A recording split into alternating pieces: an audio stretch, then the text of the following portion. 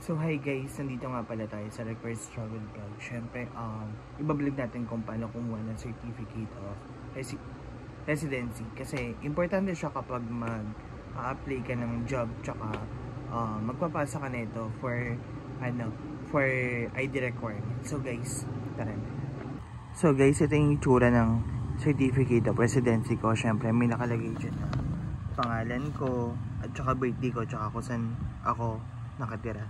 And syempre, kailangan mo talaga ng Certificate of Residency para in case na hanapan ka nito, pag kukuha ka ng valid ID, makukuha mo siya kagad sa barangay.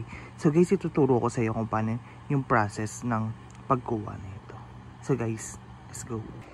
So guys, yung process ng pagkuha nito is pupunta ka lang sa barangay. Syempre, pupunta ka dun para umingi ng Certificate of Residency sa kahit anong empleyado ng barangay. Basta punta ka lang sa main office nila and ask ka na lang dun sa representative nila. And syempre, mag-inquire ka for Certificate of Residency.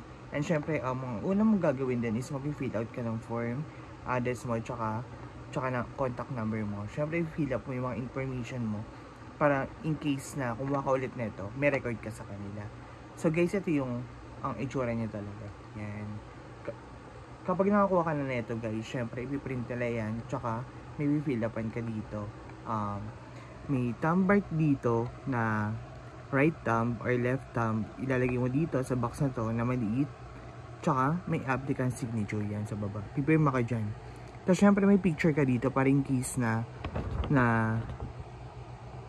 hanapan ka ng picture, syempre may identity purpose ka para makita nila na ikaw talaga yan. Yan siya guys, diba?